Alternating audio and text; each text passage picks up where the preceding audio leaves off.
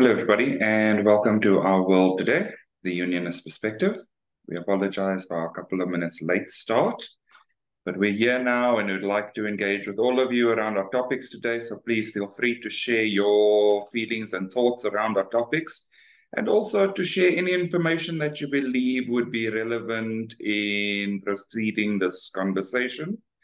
So to the team, thank you for being here. And then also I'm going to ask that Nadia just gives us just a breakdown quickly of what we've agreed in terms of the progression of topics so that we're all just on the same page, and then we'll move forward from there.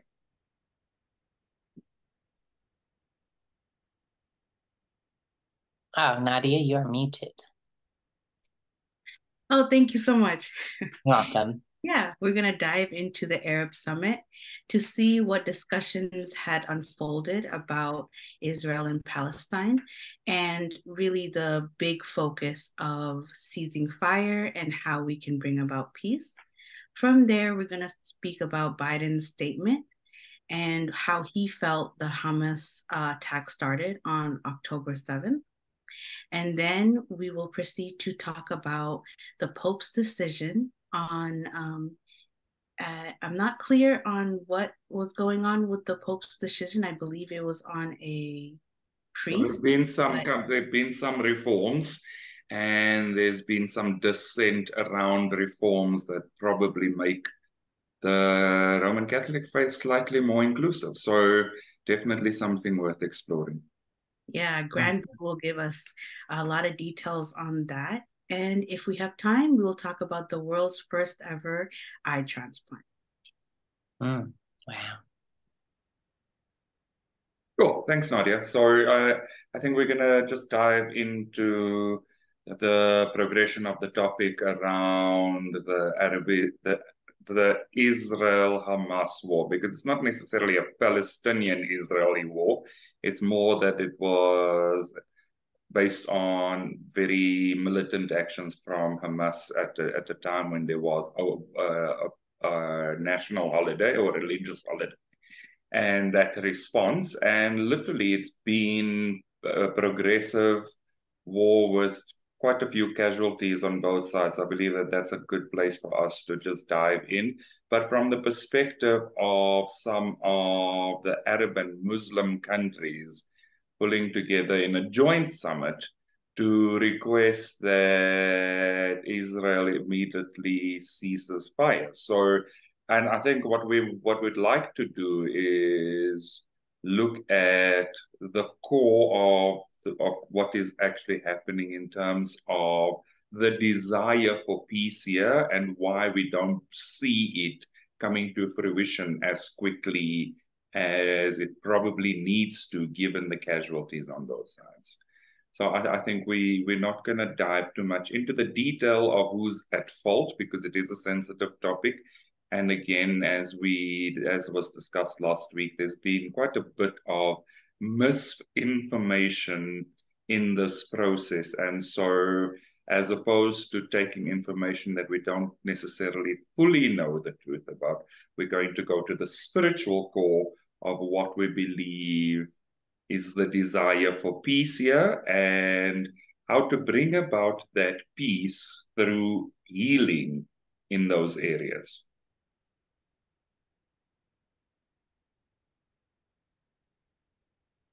So would somebody like to just kick us off, or are we happy to just continue as I have been?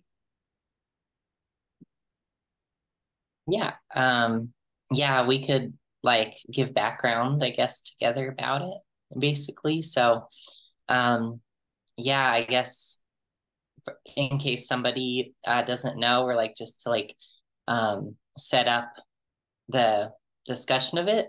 Yes, there was a summit of Islamic and Arab countries recently, and yes, they created this joint statement saying that Israel should have a complete ceasefire, should totally stop basically the fighting in Gaza. and they were just saying that it was a humanitarian catastrophe, like that their war operations against Hamas was creating a humanitarian catastrophe in Gaza. And yeah, like they've lots of like hospitals have been struck, like so many civilians have been killed in a vastly larger number than actual Hamas militants have been killed. And so and like power being cut off in Gaza has been a big issue too, like hospitals for example being affected by that, not having power and everything. So all the operations of the hospital would not be able to happen. And yeah, they're just basically what they're saying is like it seems to them and to others, that many others, that Israel is, committing war crimes, and Western countries who support Israel aren't, they aren't holding Israel accountable, and they're not sufficiently like urging Israel to stop doing that, and so that's basically what they're saying, is there should be a cease to the fighting. And then the Israeli prime minister said in response to that basically saying like they have to take out Hamas, and also pointing to the fact that Iran, one of the countries in the like coalition that was saying there needs to be a ceasefire, that Iran's responsible for largely for funding Hamas, and Hamas is the group that instigated all of this.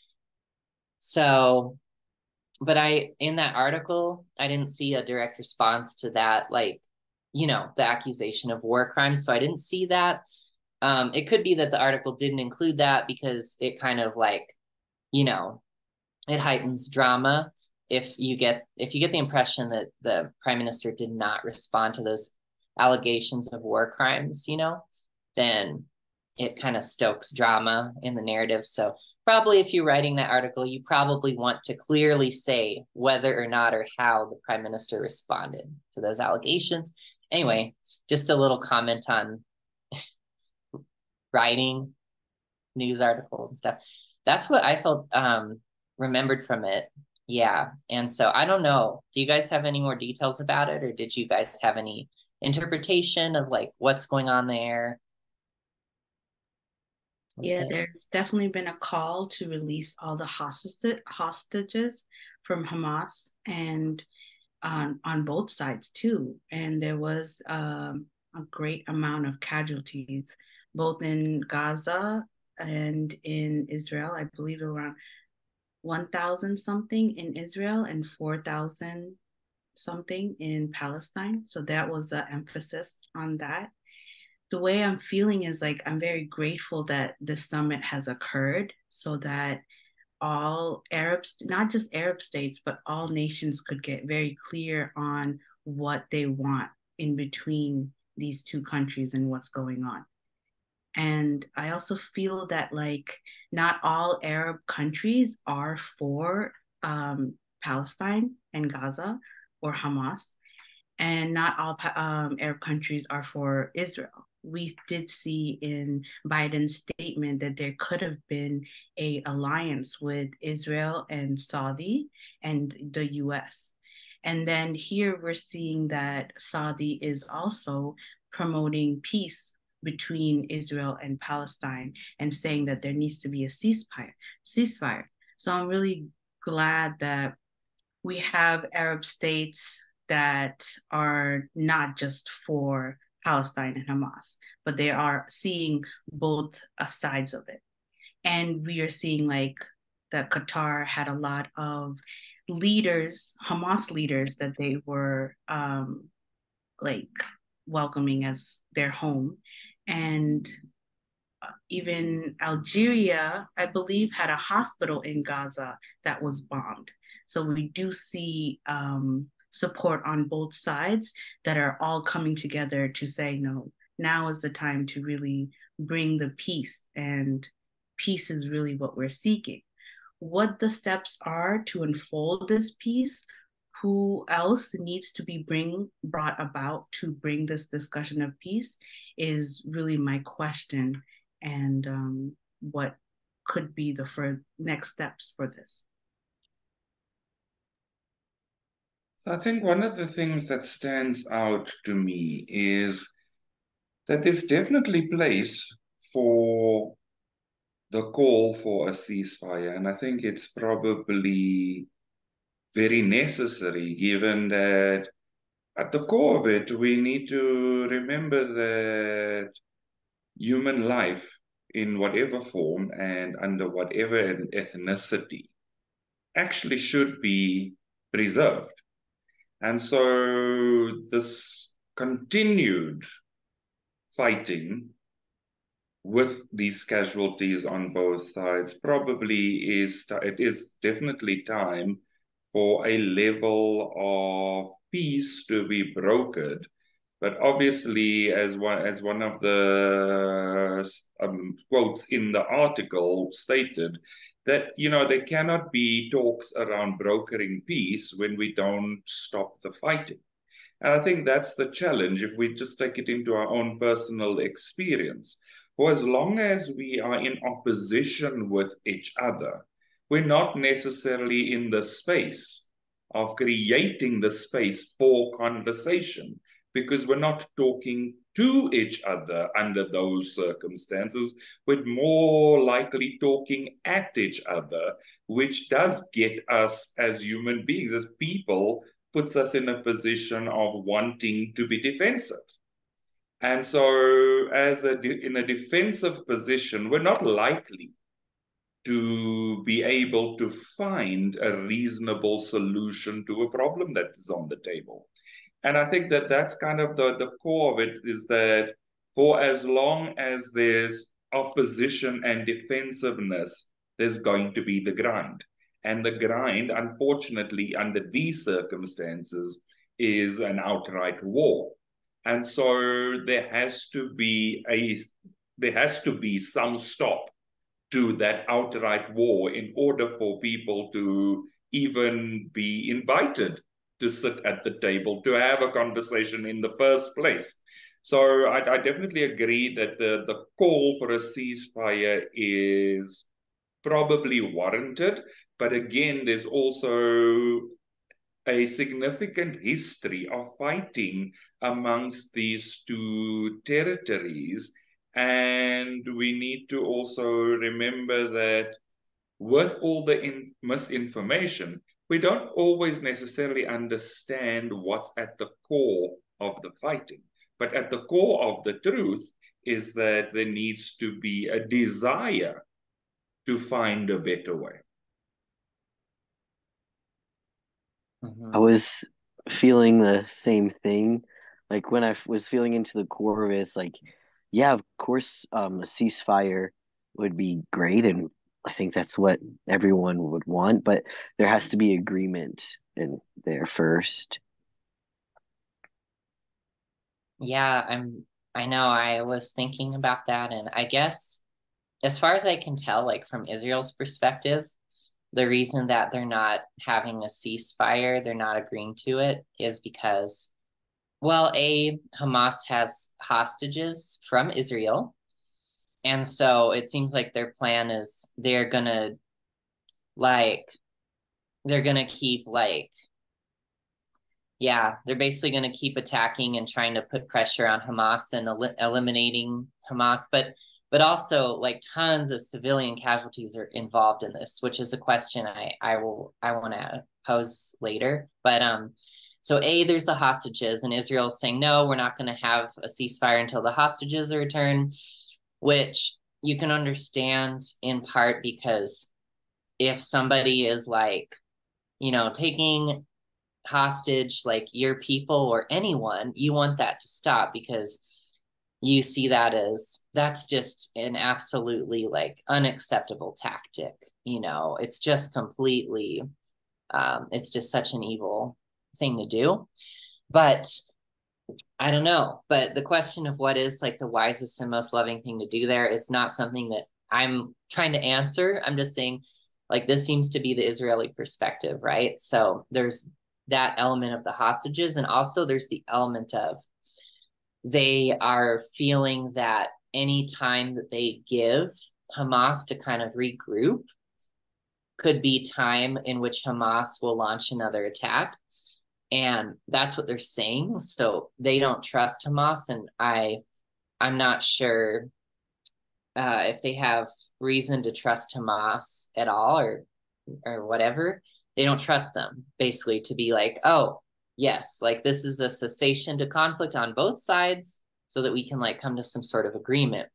And third, like whatever demands they have, like I think Israel, some elements of Israel are very skeptical of like Palestinian statehood, like a two-state solution, because they just feel like that will devolve into these states will just be a place where Hamas can kind of hide itself among all the civilians like they're doing now and launch more attacks on Israel, and that's all it's going to be. So there's partly a push for like Israeli control, like continued Israeli control over Palestinian territories because of that.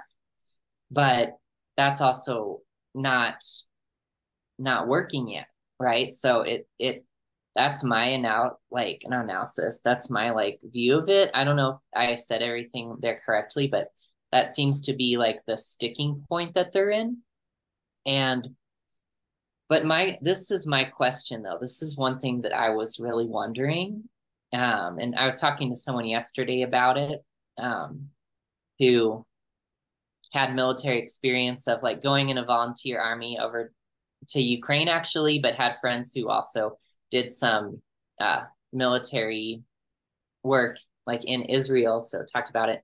My question is, and this may be very ignorant because I just don't know much about this topic because I just don't.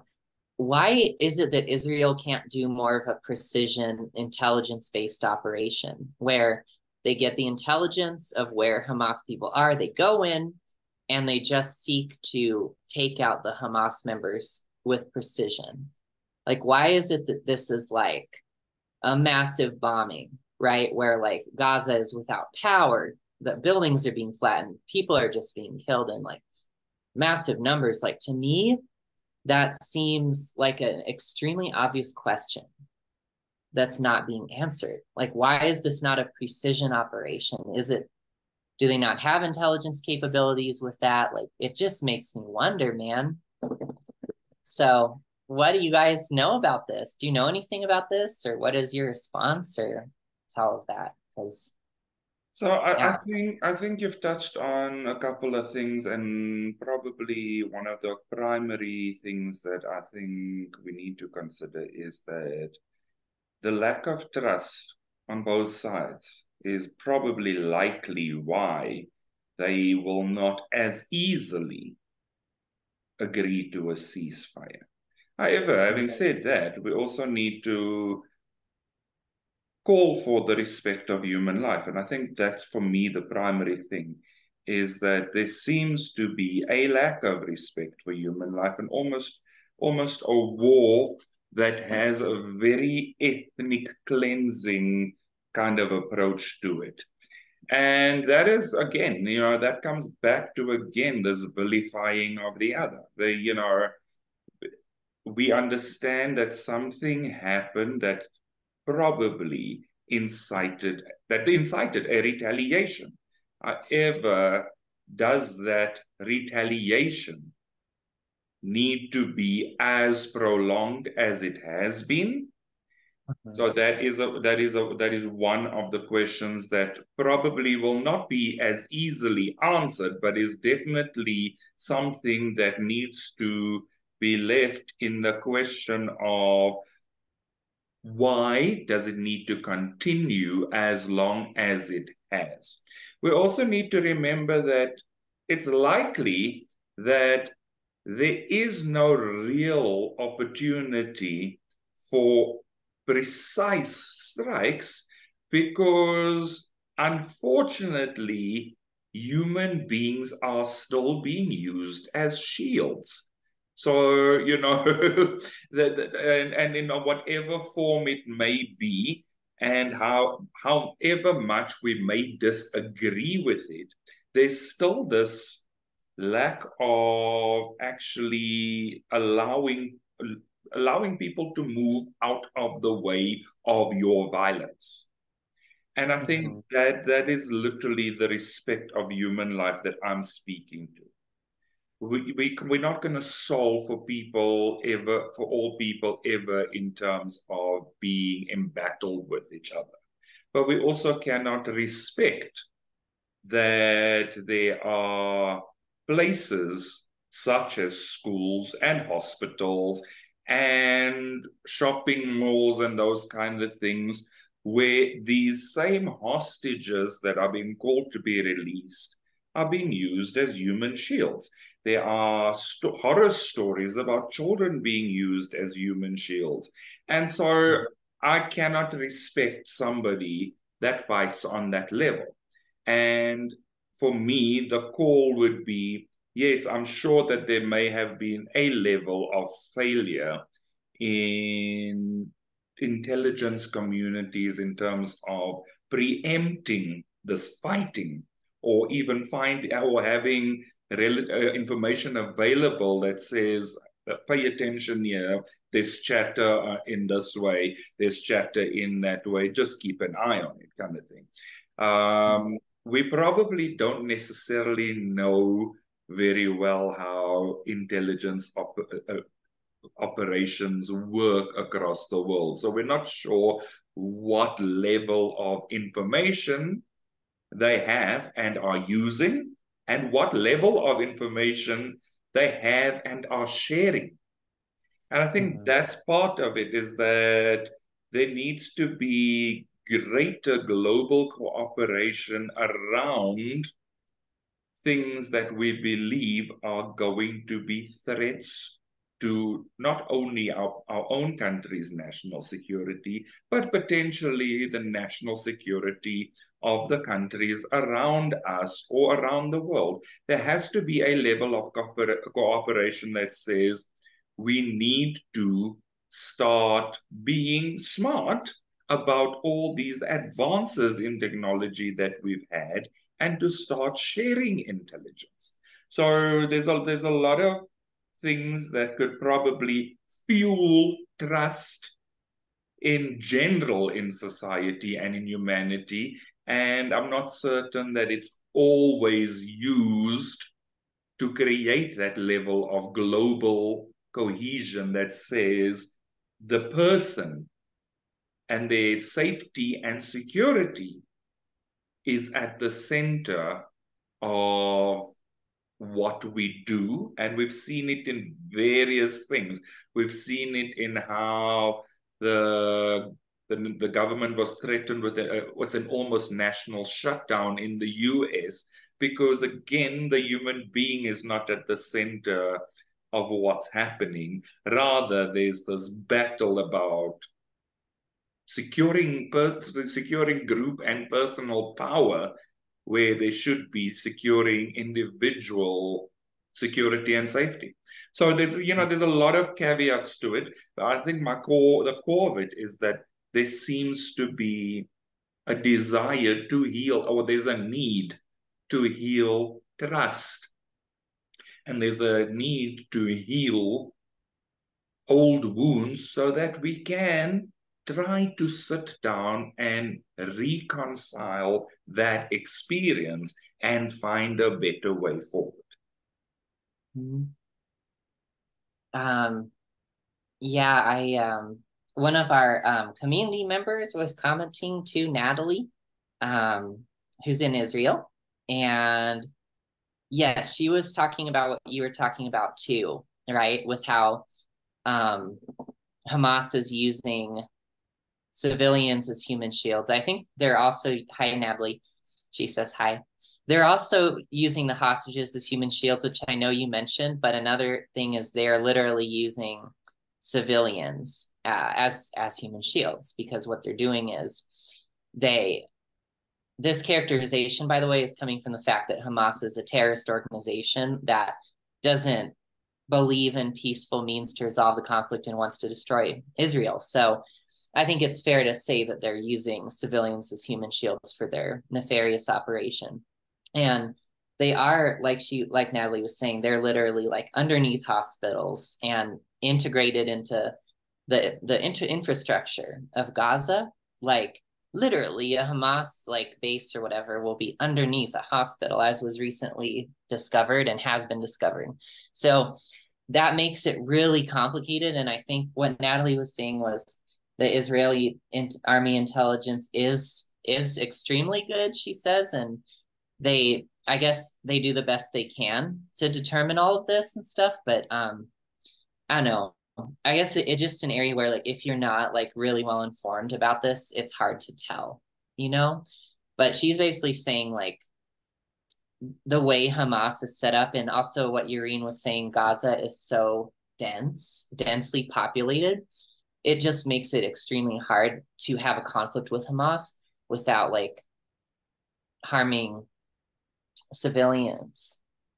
And I know that, and I feel the difficulty of that situation. And it's something that when you talk about it, you need to like respect the full breadth of the situation instead of just being like, you know, extremely partisan one way or another.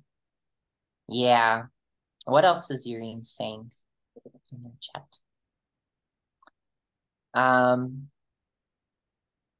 Oh yes, and Irina's saying, so this summit is making it clear that everybody wants to express their opinion while not having a solution or desire to actually harmonize. And that's also a critique that I have of Biden or of the media, depending, because so in the article that we were discussing earlier, Joe Biden was saying Hamas launched this attack on October 7th to disrupt the normalization of relations between Israel and Saudi Arabia. And while that may well be true and that may well be part of Hamas's agenda, I think it feels really partisan. Like it feels like stacking a bunch of accusations against someone, and rather than saying like that's part of their motivation. Do you know what I'm saying? Like, I feel like that's not the full picture. And as long as everybody is basically like trying to stack accusations or evidence against each other without taking in, when you discuss this, having like a full perspective on it, it makes it, you're delaying a solution. I think that's what Yureen was saying, kind of. Do you guys, what do you guys feel? That's really the key thing. The key thing is that no matter how many stacked accusations there are or layers of misinformation, the core of it is that there's still a lack of trust. There's a lack of trust of the intelligence apparatus. There's a lack of trust amongst these two groups, and for various valid reasons, given that we are not privy to all the information.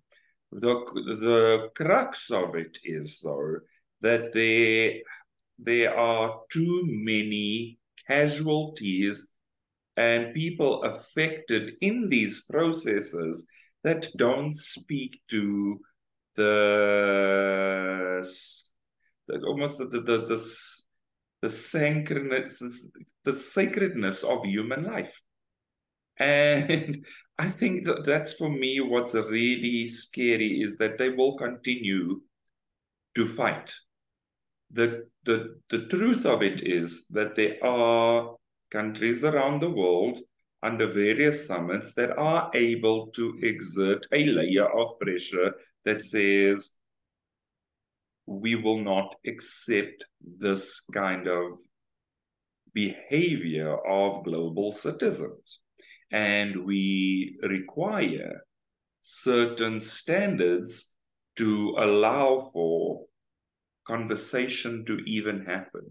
And again, it goes back to just boil it down to its most basic form, as a human being, what would you want your experience to be when you are in a position where you're not in agreement with somebody's point, with somebody's politics, with somebody's behavior? What is the desire at a very core level? And that is literally how we start to unpack the human experience here and the way forward here. Did you guys want to add anything too about it? Yeah, I wanted to touch on the point of disrespect for human life on both sides. And I feel like it started from such a long time ago. And I wanted to express my feelings on what the upset could be coming from Palestine. I understand that they may have been pressured, even forced to welcome refugees where they didn't want to. And they took a stance at a point where they're having to welcome refugees into their land. And instead of seeing like this is our land and we're being forced to welcome people that we don't want to, they can recognize it as this is God's land and we're here to welcome our brothers and sisters. If they were to take that point on, maybe there might have not been such a tension that started between two separations instead of a unity that could have started. From there, I believe what I'm feeling is that there has been an ethnic cleansing going on where Palestine's statehood was getting washed away by Israel and its support from other nations. So that grew the tension even more. So now there is a statehood that was originally there that did not want to budge or welcome others. And then there's a statehood that was not only recognizing that this is someone's land that we are now gonna, welcome ourselves and do the best we can to live in unity. No, let's overtake this and let's erase history and culture from this way. Of course, please clarify me if you guys want to input more of your feelings to this, but that's how I feel the tension has been brewing. Like both of them are so incisive, instead, like I forgot the word I'm trying to say. Insistent. So like Insistent. Yeah, insistent that they want to keep their statehood, that they're not recognizing that this is God's land, this is God's people, both on both sides, and they can more than likely welcome each other with open arms rather than creating this tension. And I understand on both sides there has been safety issues and there has been an ethnic cleansing. There have been cultures that have been wiped and now it's like creating other cultures. So it is an upset to bring up and to, have to heal. Of course, it's more complicated than that. Just sharing my feelings of the upsets that's going on. And there was something else, but I forgot. But this is what I've been feeling about that. How you guys? Yeah, I have to agree with you. I like that the coexistence and the desire to coexist probably should be primary amongst people for the reason that we have seen it countless times and never in the history of anybody telling anybody else who or what they should be has it worked. And we need to, as humanity, learn that lesson, that we cannot dictate who and what other people are to serve our own desire not to accept the other. Because it's literally about acceptance. It's acceptance in terms of this is who you are. I may not agree with it, but I don't have to. we need to stop trying to rubber stamp other people's existence and invalidate them, as opposed to being free to coexist in a way that says, I may not agree with X, Y, and Z, but I am not the be-all and end-all of authority that needs to rubber stamp that in the first place. Yeah. And I think the support that Israel is receiving from US is also a hurt point for Palestine. Like, kind of like, where's my support? That's why I was so grateful that there was an Arab summit. But of course, talk is just talk. Like, we have to come down into the core of this healing and not just talk about it, but actually support both sides so that there's peace, there's validity, and there's acceptance on both sides. And I think something that came up previously, and it's probably a little bit contentious, but we also need to consider that at some point, there is going to be a required action step in these things. And sometimes the violence is actually the action step. And I think it was in the example of when we initially started talking about the Russia-Ukraine war. And I remember a comment saying, well, it's kind of like kicking your ex out of the house, and then your ex forces their way back into the house. Like, actually stand up and be powerful enough to push them back out of the house.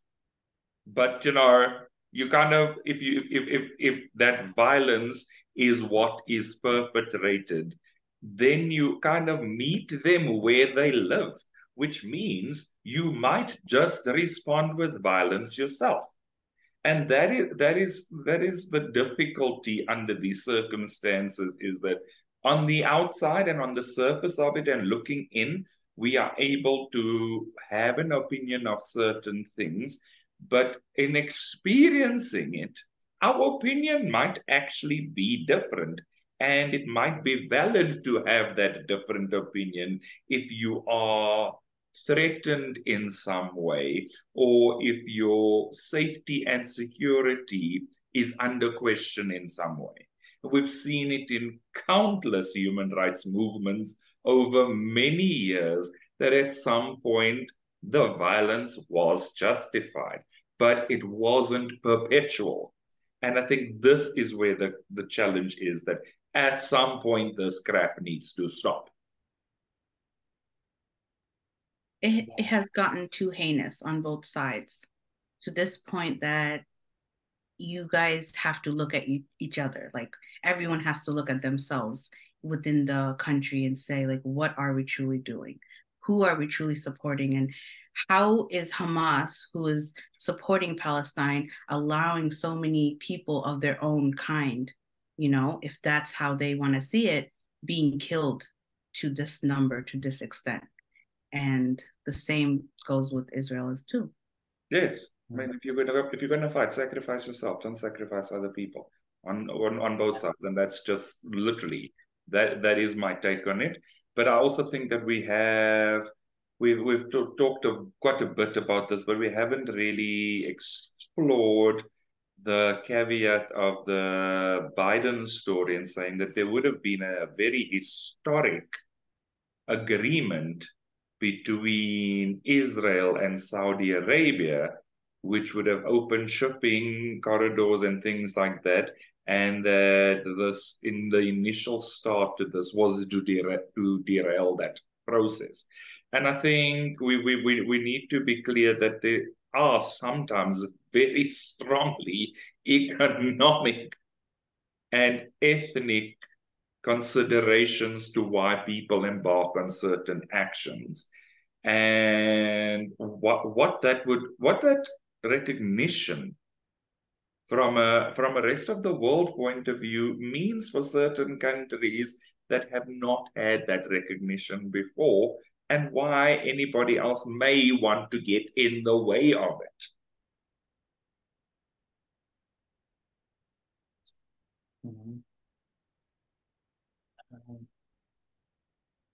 Yeah, I think that I've heard that like the younger generations of leadership, like we watched a video about this from the geopolitics guy Peter Zion, and he was saying the younger generations of leadership in Saudi Arabia are more like pro-normalization with Israel, and the older generations are less. And I think that's been part of their like domestic politics, like something kind of uniting their attempt to maybe like garner support from their own people. The Saudi government could do that by being like pro like taking like a pro-Palestinian stance to the exclusion of any consideration of Israel. But I think the younger generation isn't like that. And I feel like it is because Saudi Arabia feels economically challenged, like looking forward into the future. I don't remember the details of it. But yes, I think it's that Saudi Arabia is kind of concerned for their economic future. And they would want to like broaden their ties to other countries, including Israel.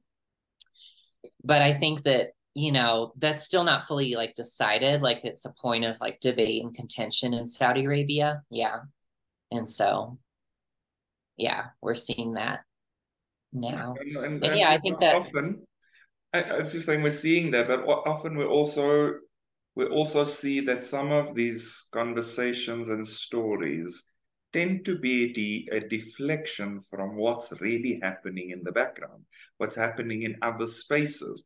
So we often see that big news stories actually deflect from other important news stories as well. So it is important for us to be aware that there is a lot more happening in the world and related to some of these conflicts than what we realize.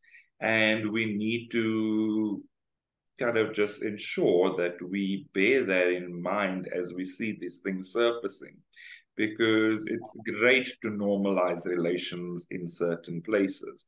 But again, as you said, Sage, if it's to the exclusion of others, it still doesn't achieve a real purpose, does it? Yeah, and that's what I would wish in the news media. Like, I would figure like in our media, like in the Church of Unions, like media, like this type of stuff, like we would never just publish an article or say something where it's like Saudi Arabia was going to normalize relations with Israel, but then Hamas didn't want it, and so started the attack, and now Saudi Arabia is off that track. It's like, where's the context? Like, why was Saudi Arabia looking to normalize relations with Israel? Why is this all happening? Like, you need the broader context. Anytime like you publish, like, let's say an article or a headline that has just this one little sliver, it just becomes fodder for like people's resentments and fodder for drama. And like that's not good, especially with this kind of issue. You want to like have context. You want it to, you don't want anything like little bite-sized fragments that then we have to go and kind of piece together. But even when we have to piece it together, it is important for us to remember that we are going to be required to decipher some of this stuff, because until we have more integrity in the information shared in general, it is incumbent on us to ask the questions. Yes. Yeah. And speaking of other things going on in the world and broader context, Granville, could you give us the details on the Pope's decision and what's going on there? So part of what was shared in that article was that the Catholic Church has started exploring how to be more inclusive. And part of that was that there was a desire to start allowing trans people to be baptized in the church and to recognize that while we are not necessarily in agreement with people's lifestyles, we also don't necessarily need to exclude them and that kind of stuff. There was also a conversation around, and I mean, it's been one of those contentious things where some will tell you in certain parishes people are excommunicated when they get divorced and stuff like that. And so this was just looking at how does the Roman Catholic engage with people in this new age where there are so many nuances that are coming to the fore, where that might have been more quiet in the past are now coming to the fore, and people are saying, I want my church to support me. I want to be part of my church. You don't necessarily have to agree with my choices, but you have to take into consideration that as a human being, as a spiritual being having a human experience, this is my experience. And so I'd like to still be part of the church, and I'd like the church to still support me, or to be able to go to church, to worship at church, to be part of a community that's more inclusive. And what has happened was that one of the bishops was very much questioning it and saying that this is not how the Bible recognizes, for instance, male or female. This is not how the Bible recognizes marriage as between various genders, where there's only really two genders in the Bible, kind of thing. And so with this bishop having said this, there has been a previous ongoing investigation in the diocese, and certain irregularities around finances and all of those things. And so all of these conglomerated into the fact that this bishop was fired. And so it seems like this bishop was fired. It's being made to seem like the bishop was fired for being against certain reforms that the church wants to introduce, but there's also been certain mismanagement that also came into the mix. And that is the thing that, again, we need to be clear on, that there are so many more components to decisions like this, but we have almost a sensationalized reporting of the news that goes, he was against the reform, so he got fired.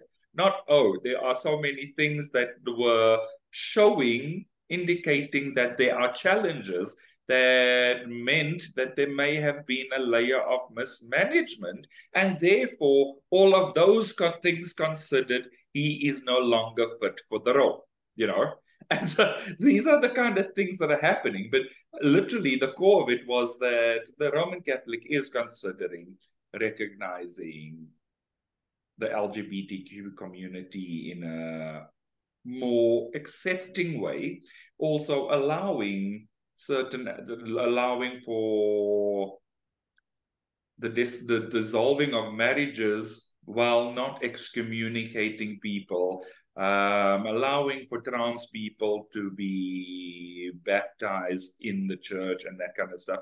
And so there is a desire from the new Pope to be more progressive, given that life has shifted. And so I think the purpose for sharing the story was that there are things that are showing greater desire for acceptance amongst humanity. And so we must also be aware that it's not all doom and gloom. I just feel that with the Pope bringing more inclusivity to the church, the core of healing and the core of love is like uprising, and all the bullshit is clearing through. And it's like, it's very refreshing to see a Pope that follows his heart and soul, alongside the Bible and rules and regulations, but he also sees that in this new age, you must follow your heart and soul. You must see even deeper within how we can bring more love rather than just following the rules and regulations. Because as we see, the person that was fired or is to be fired may not have been following his heart and his soul. There could have been an imbalance that showed in his finances and showed in the way he worked because he was just following rules and regulations and not aligning fully to the divine.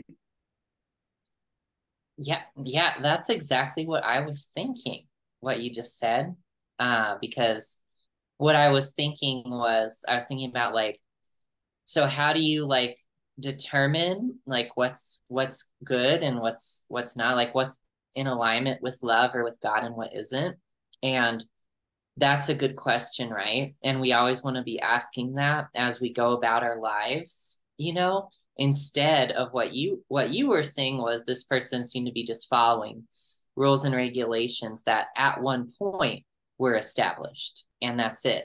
But you've got a question, by following these rules and regulations or these principles that I have, what is coming of it? Like, what is the result of it? And so you've got to ask yourself,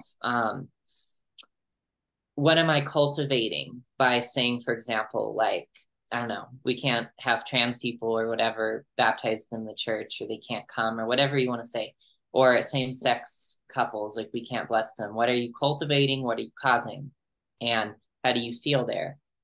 And that self-examination is what you need. And I don't really hear a lot of it from people, but you've got to be like, what the answer would probably be like, you're cultivating like hatred, judgment, and intolerance.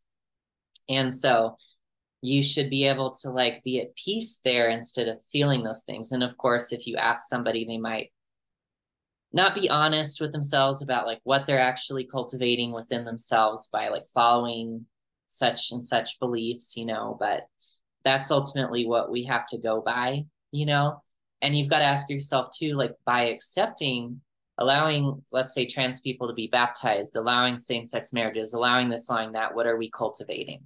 Are we cultivating peace? Are we cultivating love? Are we cultivating chaos and disorder and disrespect of God or not? But you can't determine those things here. You have to turn them here in your heart and what the actual feeling is. That's where people get stuck too, right? So, and then with the Pope's decision too, you've got to kind of like, apply the same principles there. So I don't know. And I feel like one caveat we need to put here is that this process is not going to be neat and tidy. It's definitely going to be messy. There's no doubt about it. Because like, it's like that Sri Yukteswar quote, or maybe it's a Yogananda quote that says like the hardcore of egotism cannot be dislodged but rudely. Meaning, like fear, ego, like however it manifests itself, it's not, you can't really dislodge it without ruffling some feathers, because people identify with it and they're like, you're attacking me, and it's like, no, like you're not being attacked. Like if someone's really after truth and love, they're only attacking or like pointing out and rooting out, I guess, like separation from God and ego. It's really difficult when that separation is enshrined as God's word in religion. That is where it gets difficult. In my experience, people only change their views there when they have a personal experience with someone who they love or with themselves, that shows them to question the principles they've been following. So anyway, that's my speech on it. I don't know where that goes, but what do you guys feel? No, I'm glad you brought that up because I was just feeling like in Christianity, Jesus had suffered on the cross. Like he went through that hardship. But And you can use that hardship as an example of you uprooting that hate, uprooting that separation, and accepting someone that you probably thought you could never accept. But what was the reason for Jesus to do that? Was to accept everyone inclusively. And he took on that suffering joyfully. He took on that, what we call now, upheaval joyfully. And so that is the process unionism does. And that is something that everyone can do to bring in more inclusivity. That's something I want to say.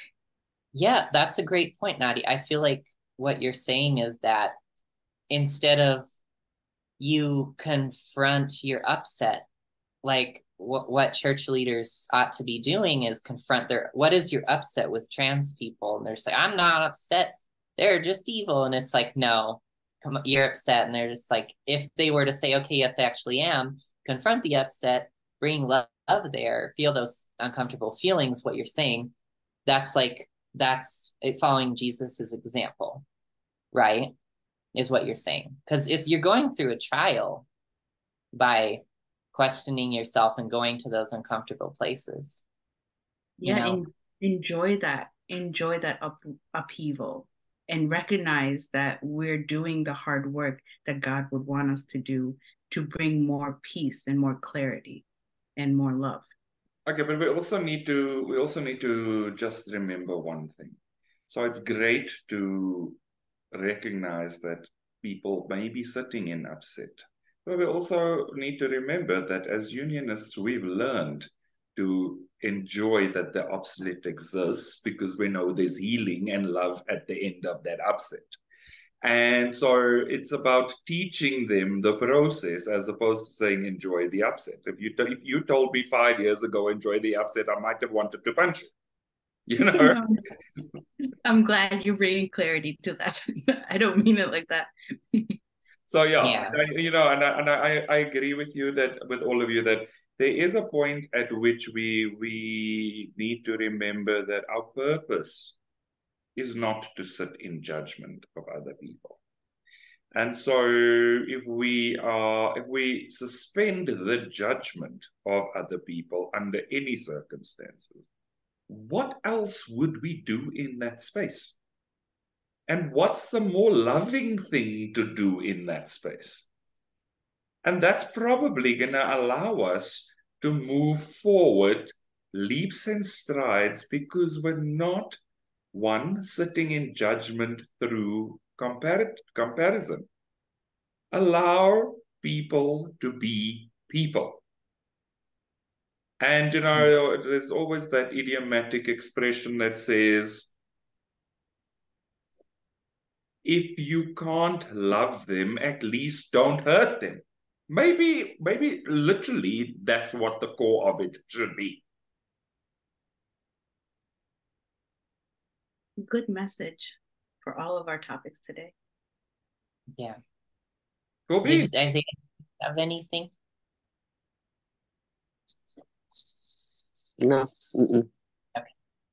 Awesome. So thank you everybody for the conversation today.